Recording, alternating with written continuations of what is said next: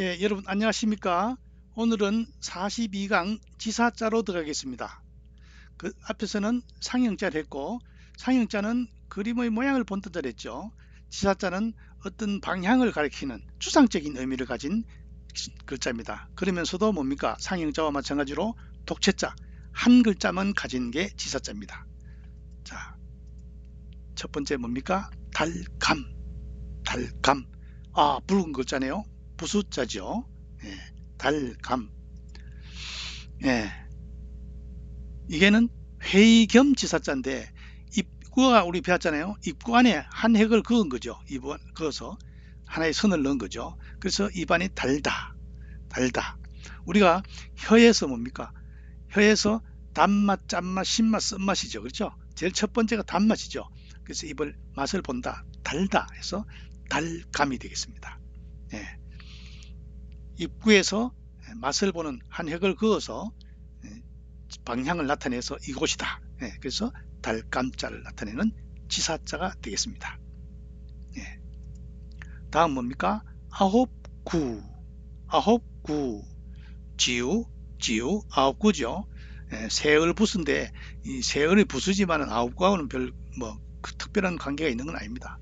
이 아홉구는 사람 팔꿈치 모습입니다. 팔꿈치. 그죠? 팔꿈치 주자가 원래 자입니다. 근데 이게 아홉이라는 뜻으로 가차되었다. 아홉이라는 뜻으로. 팔꿈치에서 아홉이라는 뜻으로 바뀌었다 이 말이죠. 아홉구는 수의 극이라는 것을 주목해야 됩니다. 그래서 주역의 근께는 뭡니까? 짝대기 3개죠. 하나는 뭡니까? 3이고 3이기 때문에 3, 3은 9가 되죠. 본은 뭡니까? 공께는 짤막한 게 2개죠. 그러니까 2, 3은 6이 되죠. 6은 수가 음이죠. 그러니까 6은 수의 시작, 곤께고 땅이 되는 거고 근께는 가장 높은 수 9가 됩니다.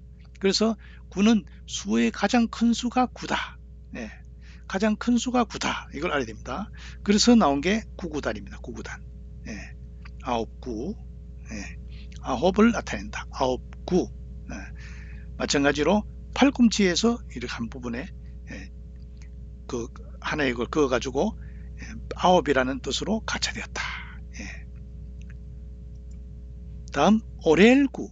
지유, 지유. 오렐구는 빛을 변 부수인데 이것도 마찬가지 부수와 관련 없이 이 방향을 지사자로 나타냈죠. 원래 이거는 뜸구자입니다. 뜸구. 뜸구자가 재미있는 건 뭡니까? 오렐구 밑에 불하죠. 불을 오래 쬐면은 뜸이 되는 거죠. 한의학에. 예. 원래 뜸구자에 나왔는데 뜸을 뜨면서 칠하는 모습에서 나와서 나중에 이게 오랜 기간이 걸린다 해서 오렐구자가 나오게 된 겁니다. 장구하다의 뜻으로 오래 한다. 뜸을 오래 한다 해서 불화가 빠지고 오렐구자가 된 겁니다. 예. 다음 뭡니까? 언덕구. 언덕구. 예. 언덕구 기억납니까? 매산할 때 흙 한 줌은 매산. 언덕구는 흙 두 줌이죠. 두 줌. 간단하죠. 예.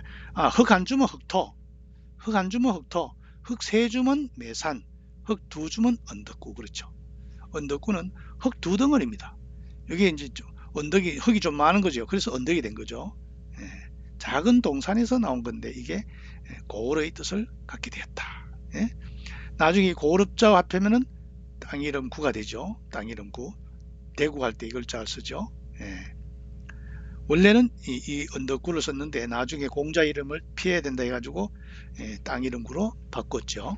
자, 다시 정리한다면은 흙 한 주면은 흙토, 흙 두 주면 언덕구, 흙 세 주면 매산. 그렇죠. 예. 자, 다음 아침단. 마찬가지로 나리를 부순데 밑에 선을 그어 가지고 지사자죠. 예. 선을 그어서 아침을 나타낸다. 뭡니까? 우리가 설날 해맞이 구경 가잖아요. 밑에는 뭡니까? 바다. 바다에서 해가 쭉 오르는 모습이죠. 예. 해가 떠오르는 모습입니다. 그죠? 아래 밑에서 쭉 떠오르는 모습을 본떠 작아서 아침단. 해가 처음 오르는 모습을 본떠 자다. 아침단. 예. 어렵지 않죠? 근데 이게 3급 2에 들어갔으니까 무슨 견해의 차이가 있지만은 간단한 그림이잖아요. 그죠? 지사, 방향을 나타내는 지사자다. 그런 겁니다. 자, 다시 복습 볼까요? 달감 뭐라 했어요? 입에서 입구에다 한 획을 그어서 단맛을 표시했다. 그죠? 감미, 아주 맛이 달다. 감주, 이 단술이죠. 이거는 뭐 표준말로 식혜라 하는데 단술이죠. 예. 감초, 단풀이죠. 약방이 감초. 왜 약방이 감초일까요? 한약은 다 풀로 돼 있는데 이 한약재는 다 쓰죠. 다 써서 너무 써요. 그래서 감초를 넣는 거죠. 그래서 쓴맛을 좀 융화시켜 주려고. 근데 감초는 약효는 없는데 쓴맛을 융화시켜 주는 역할을 하는데 약을 지을 때마다 감초가 들어가니까 아주 소중한 약이 된 거죠. 그래서 소중하게 내가 활용된다 할 때 그거를 비유할 때 약방의 감초다 이렇게 얘기하죠. 없어서는 안 될 풀이다 감초. 다음 감언이설.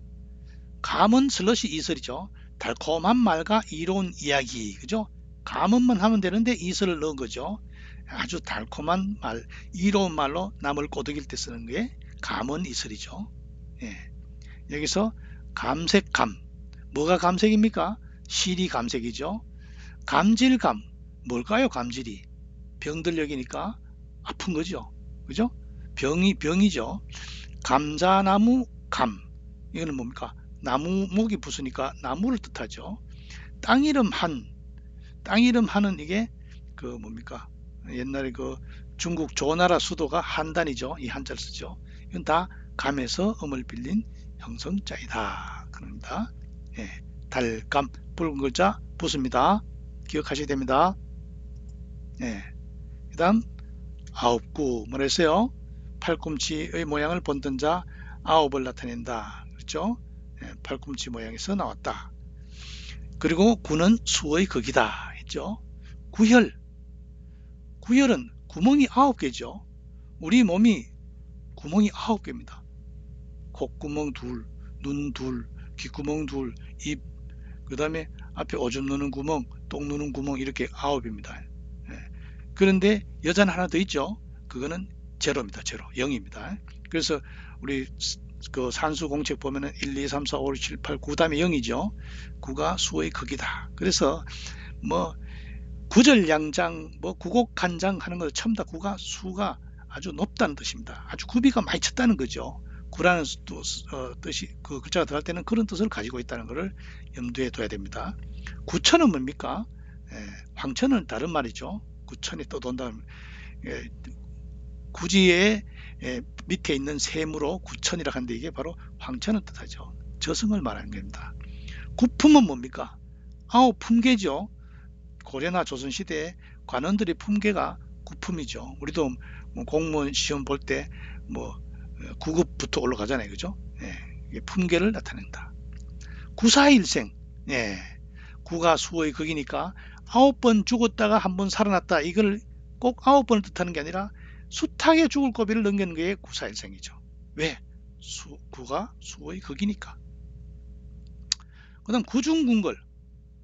뭐 이게 꼭 9개 드냐? 10개일 수도 있고 8개일 수도 있는데 왜 구를 썼느냐? 아주 많다는 뜻이죠. 중은 중첩된다. 9번 중첩되어 있는 담장 안에 있는 궁궐이죠. 아주 접근하기 어려운 그런 궁궐을 구중궁궐이라 하죠. 연구할 구. 연구할 구도 보세요. 왜 하필이면 연구를 굴 안에서 합니까? 굴 안에서 하는데 왜 9구를 합니까? 최대한 노력하는 거겠죠. 비둘기구, 세조죠. 원수구, 이거는 사람인 옆에 원수구인데 이게도 구가 들어갔으니까 이 원수는 정말 회복될 수 없는 관계죠. 바퀴자국괴는 다 9구에서 음을 빌린 형성자이다. 다음 오렐구. 오렐구는 뭐라 했어요? 뜸구자에서 나와서 오래다라는 뜻이라 했죠. 누워서 병 치료하는 모습에서 오랜 시간을 걸린다 해서 나온 글자입니다. 장구 하다 보면 긴장이니까 길고 오래 걸리는 거고, 연구는 뭡니까? 계속도록 끊임없이 지속되는 거죠. 길고 오래도록 가는 것이 연구죠. 연구불변 하는 거 말이 통하죠. 뜸구, 뜸구자는 불에 오래 있도록 그 약효를 받는 게 뜸이죠. 옥돌구는 구슬 옥부서가 들어갔죠. 그것은 구에서 음을 빌린 형성자이다. 예. 다음 언덕구 뭐라 했어요? 흙 두 줌, 그죠? 땅 위에 흙 두 줌이 있는 모습의 언덕구다. 구릉, 언덕구 언덕릉이죠. 언덕을 구릉이라 한다. 사구, 사구는 뭡니까? 앞에 모래사자죠. 바람으로 운반되어 가지고 만들어진 언덕이 사구죠. 예. 그다음 비구, 비구는 남자 스님을 비구라죠. 여자 스님을 비구니라죠. 니. 예. 남자 스님을 비구, 여자 스님을 비구니. 이거는 산스크리트였죠. 예. 언덕구, 무덤구는 구에서 음을 빌린 형성자이다. 예. 공자가 태어나면서부터 머리 위가 오목하게 들어가서 언덕구라고 이름을 지었습니다. 예. 언덕구라고. 그런데 대구는 원래 대구로 하면 안 되죠. 한자에서는 대구로 이렇게 되겠죠. 장음이니까. 원래 언덕구자를 썼는데 공자의 이름이 공구라 해서 이름을 피해서 고을업을 붙여서 구로 바뀌게 됐습니다. 대구는 공자의 피해를 입은 그런 지명이 바뀌어진 곳이 된 거죠. 예. 다음 아침단은 뭡니까? 저 바다 위에 해가 서서히 떠오르는 모습이죠. 아침단.